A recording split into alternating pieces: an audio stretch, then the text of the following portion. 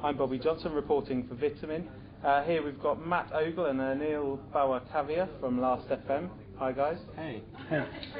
I just wondered if you could tell us a little bit maybe about Last FM, which a lot of people will be familiar with, and there's been a kind of European or British success story in the Web 2.0 sphere. But I wondered if maybe you could just talk for a little bit about the problems that Last has faced over the course of its life and what other people can learn from that. Sure. Early on, basically, our biggest hurdles were technical. We had a product called Audio Scrobbler that let people send information about what music they were listening to our servers, and then we'd use that to recommend people new music, build up a musical profile, do things like that. And early on, just the popularity of the service basically had us spending a good year or two figuring out how to scale it up and how to match the growth that we were getting. We've been open from the start, and that really fostered sort of a community around the product. But basically, as time went by, when we were getting hundreds of song submissions a second coming into our servers, a lot of our challenges were technical and learning how to scale that up to meet demand, and how to keep our users happy and feeling like they were part of the project when inevitably, we had server downtime or growing pains or that sort of thing. So, I think later on we had to face issues about scaling the company up internally, about team communication, and we kind of came up with our own processes for handling that. And the real lesson we learned is to customize your tools, to use whatever tools are useful to your company. There's no off-the-shelf solution for scaling a company up. You'll have to find your own solutions. You'll have to customize your own solutions. And additionally, we also face challenges in how we design the product when suddenly it's huge and kind of everyone wants a piece of you. You have a lot of affiliate deals you need to think about. And we learnt to put our users first, put user feature design first, focus on the product at all times, keep your APIs open, promote yourself as a platform, let people run with it and do what they want to it, atomizing kind of chunk aspects of your service and let people run with those, free them up and make aspects of your service syndicatable. I think that was one of the other lessons we learned. So one of the interesting things I think is that Last FM as a company took some funding relatively early in its lifespan, kind of after a little while, and it's in a hugely competitive space. We see very big players entering the music space. So how do you work to try and remain independent of all of that, or interesting and unique? I think it comes back down to what Anil was saying about users and listening to them. We're lucky now that we're at a size where we have quite a considerable user community around the product, and so we still let that drive our development and take our feature requests from them. And generally, if we're not offering something that someone else is doing a better job of, our users let us know on our own forums that, hey guys, check this out, you should be doing that. And we think we can stay sort of lean and small enough to remain nimble. We definitely, despite taking some funding on, we've tried not to lose the startup hunger and to really sort of keep that spirit alive. And I think that'll help us stay competitive, even though a lot of big players are now sort of muscling into the territory that people are realizing. Yeah, I think really in the last kind of 12 months it's really heated up the competition. And I think what we do very well is we focus on socialization better than most in the market. And we socialize our products, and we have done since the start. We also socialize our product development, like Matt was saying. So the process of building the product is a social process, and that's how you stay ahead of the curve. Exactly. We really feel that that our users will always be the ones to tell us what's happening in music. We also find that the best way to grow is to ensure that adding more people to the mix makes the experience better for everyone. So as long as we still have a site where the best way to have a great time on the site is to bring all your friends along, we feel like that's a safe growth plan for continuing to do what we do.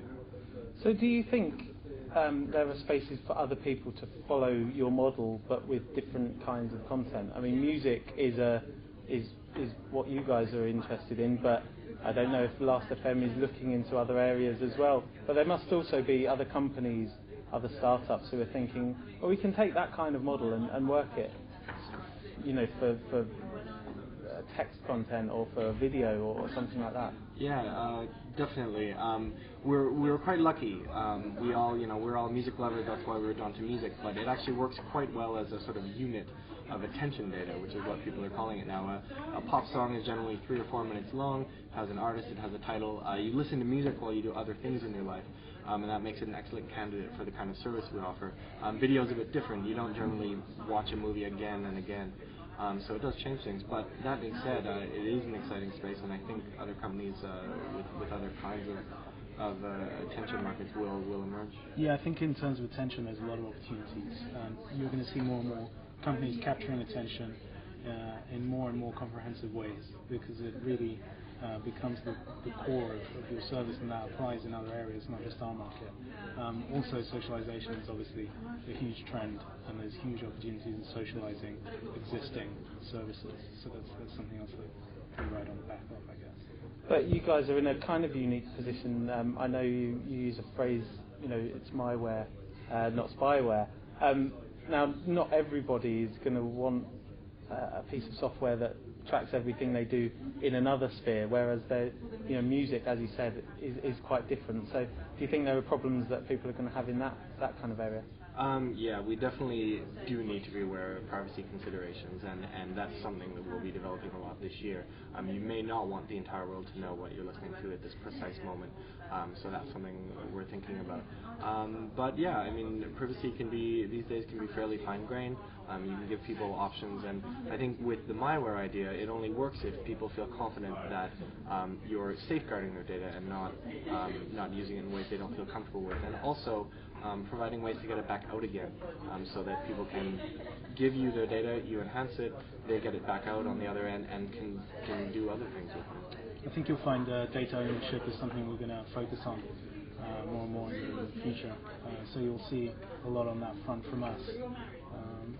And hopefully we can set the trend for and set the standard for allowing users to really own their own attention.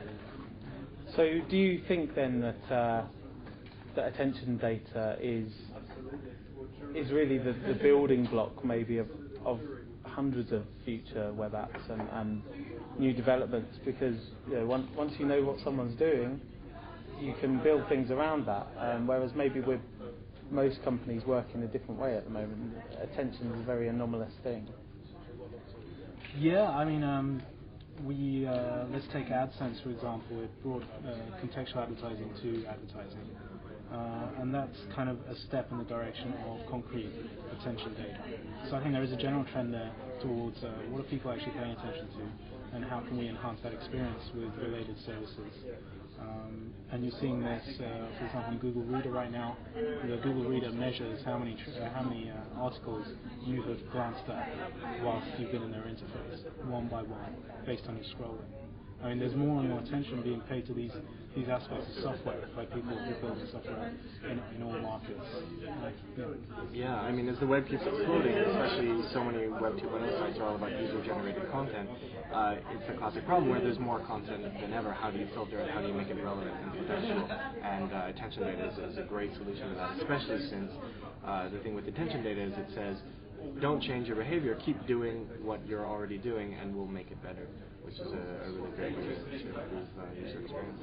So both of you seem fairly happy and comfortable at Last.fm, and I just wondered, outside of your company, where you think there are really interesting things going on. If you didn't work at Last, where would be the place you'd love to be operating? Well, I think most developers in the country will tell you that they want to work on OpenID in some form or another. So identity on the web is a massive issue. How to create interoperable systems that work across social networks is really interesting to me. So how you can build on OpenID, and then attention and trust systems across the board. I mean, that applies to most software developers in the world.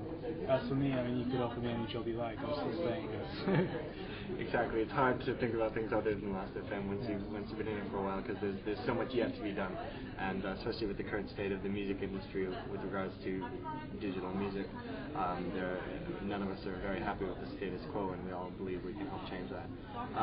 One thing that I've been interested in lately is the rise of apps such as Twitter, which is basically take one single function, do it really well, and then try to open it up and syndicate it as much as possible. And really, you've seen that a lot in individual features on more comprehensive websites such as Last.fm, but to me it's inspiring to see a single website product like that sort of succeed, and I think that means a lot more ideas can have a chance to live on their own in that way and then become a useful part of a whole.